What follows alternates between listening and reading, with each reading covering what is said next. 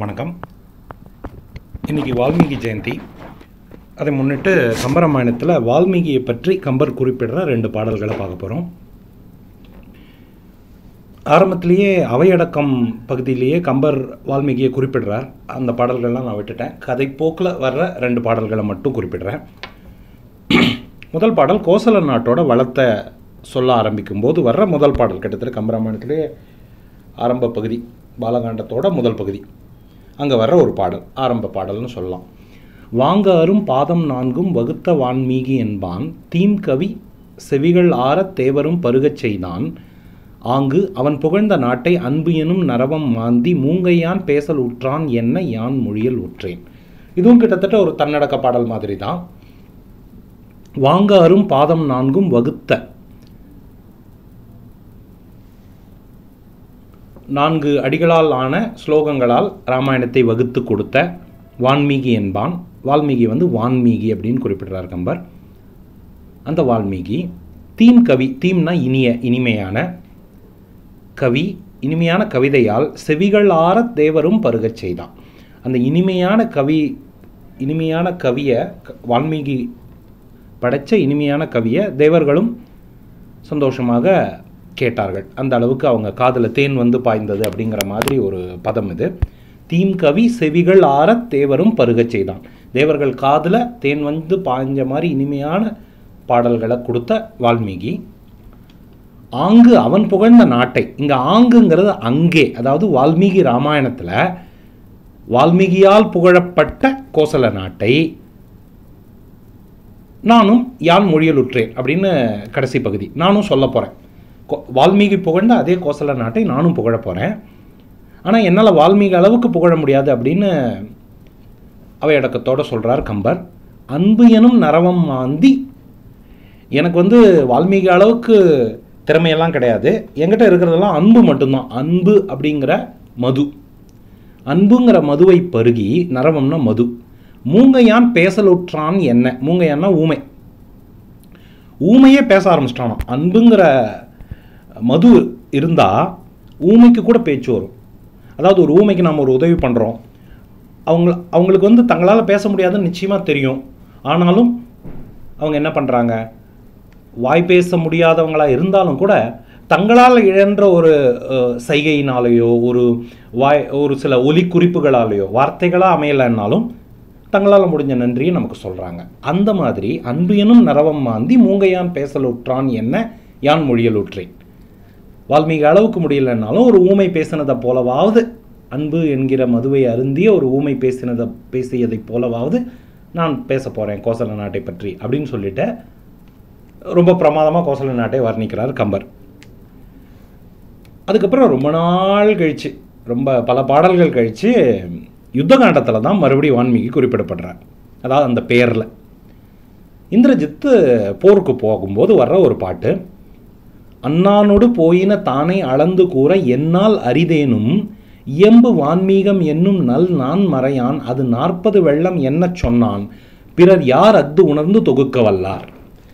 அண்ணானோடு, அண்ணான்னா இந்த இடத்துல இந்திரஜித்தோடு போயின, இந்திரஜித்தோடு நடந்து சென்ற தானே படைகள் அளந்து கூற, அந்த படையை அளந்து சொல்கிறதுக்கு என்னால் அரிது, என்னால் முடியாது, ரொம்ப பெரிய படை அது, அதை என்னால் அளந்து சொல்கிறது வாய்ப்பில்லை. இயம்பு வான்மீகம் என்னும் நல் நான் மறையான், 4 வேதங்களையும் நன்கு அறிந்து கொண்ட வால்மீகி என்கிற அந்த முனிவன், அதாவது ஒரிஜினல் வால்மீகி ராமாயணத்தில் இந்திரஜித்தோடு போன படையோட அளவு 40 வெள்ளம் அப்படின்னு வால்மீகி சொல்கிறார் அவரோட ராமாயணத்தில். அதை கம்பர் இங்கே கோட் பண்ணுறார். என்னதான் மொழிபெயர்ப்பாக இருந்தாலும் மூல ஆசிரியரை அந்த இடத்துல குறிப்பிடுறார் அவர். அந்த படையை என்னால் அளந்து சொல்ல முடியாதுப்பா, ஏற்கனவே வால்மீகிங்கிற ஒருத்தர் கஷ்டப்பட்டு அளந்து அதை 40 வெள்ளம்னு சொல்லியிருக்காரு, அதனால் நான் என்ன பண்ணுறேன், அந்த நம்பர் அப்படியே இங்கே கோட் பண்ணிடுறேன் அப்படின்னு சொல்லிட்டு சொல்கிறோம். நாமெல்லாம் ரிசர்ச் பேப்பர் எழுதும்போது அதில் ஒரு சில நம்பர்ஸ்லாம் குறிப்பிடும்போது இந்த நம்பர் இந்த பர்டிகுலர் ரிசர்ச் பேப்பர்லேருந்து எடுக்கப்பட்டது அப்படின்னு சொல்லிட்டு ரெஃபரன்ஸ் கொடுக்குறோம் இல்லையா. அந்த மாதிரி கம்பன் சேஃபாக அது 40 வெள்ளம்னு வால்மீகியே சொல்லிட்டாரு, பிறர் யார் அஃது உணர்ந்து தொகுக்க வல்லார். வால்மீகியே அந்த நம்பர் சொல்லிட்டு அப்புறம் அதுக்கு மறுபேச்சு உண்டா, அதனால் நானும் அதையே கோட் பண்ணிடுறேன் அப்படிங்கிறாரு கம்பர். அண்ணானோடு போயின தானே அளந்து கூற என்னால் அரிதேனும் இயம்பு வான்மீகம் என்னும் நல் நான் மறையான் அத்து 40 வெள்ளம் என்ன சொன்னான் பிறர் யார் அத்து உணர்ந்து தொகுக்க வல்லார் அப்படிங்கிறாரு கம்பர். அது என்ன 40 வெள்ளங்கிறது? என்னது 40 வெள்ளம்? வெள்ளங்கிறது வந்து நம்ம தண்ணியோட தான் அசோசியேட் பண்ணியிருக்கோம்.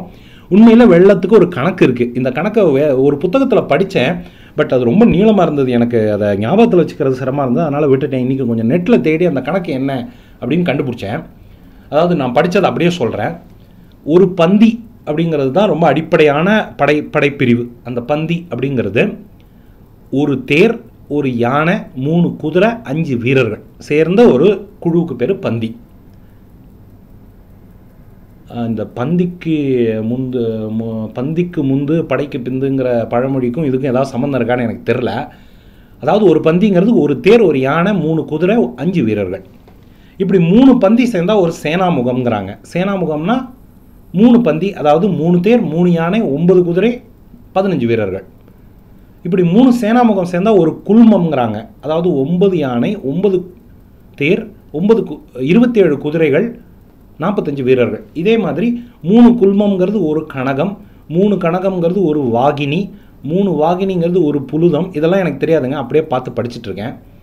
3 புலுதம்ங்கிறது ஒரு சமுத்திரம், 3 சமுத்திரம் ஒரு சமாக்கியம், 10 சமாக்கியம் ஒரு அக்ரோனி, 8 அக்ரோனி ஒரு ஏகம், 8 ஏகம் ஒரு கோடி, 8 கோடி ஒரு சங்கம், 8 சங்கம் ஒரு விந்தம், 8 விந்தம் ஒரு குமுதம், 8 குமுதம் ஒரு பதுமம், 8 பதுமம் ஒரு நாடு, 8 நாடு ஒரு சமுத்திரம், 8 சமுத்திரம் ஒரு வெள்ளம். இதுதான் கணக்கு. இந்த கணக்கப்படி கொஞ்சம் உட்காந்து கால்குலேட்டர்லாம் பயன்படுத்தி போட்டு பார்த்தா ஒரு வெள்ளம் அப்படிங்கிறது 2.9 லட்சம் கோடி, குத்து மதிப்பாக 3 லட்சம்னு வச்சுக்குவோம். 3 லட்சம் கோடி தேர்கள், 3 லட்சம் கோடி யானைகள், 9 லட்சம் கோடி குதிரைகள், 15 லட்சம் கோடி வீரர்கள் ஒன்று சேர்ந்தால் அதுக்கு பேர் தான் ஒரு வெள்ளம். இப்படி 40 வெள்ளத்தை கூட்டிகிட்டு போனால் இந்திரஜித்து. அதாவது 120 லட்சம் கோடி தேர்கள், 120 போட்டு அதுக்கப்புறம் 12 சைஃபர், அப்புறம் 120 லட்சம் கோடி யானைகள், 360 லட்சம் கோடி குதிரைகள், 600 லட்சம் கோடி பேர். அதாவது 600 லட்சம்னா 6 போட்டு 2 0, அதுக்கப்புறம் லட்சத்துக்கு ஒரு 5 0, 7, அதுக்கப்புறம் கோடிக்கு ஒரு 7 0, அதாவது 6 போட்டு பின்னால் 14 0. 6 லட்சம் கோடி போர் வீரர்கள் இந்திரஜித்துக்கு பின்னால் போகிறாங்க. இதுதான் கணக்கு.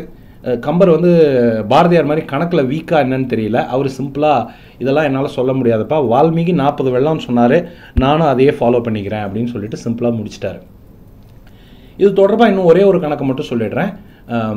ராமர் இலங்கைக்கு படையெடுக்க போனபோது அவரோட போனது 70 வெள்ளம் சேனை அப்படின்னு சொல்லுவாங்க. அநேகமாக இந்த தேர், யானை, குதிரை கணக்கெல்லாம் அந்த சேனைக்கு இருந்திருக்காதுன்னு நினைக்கிறேன்.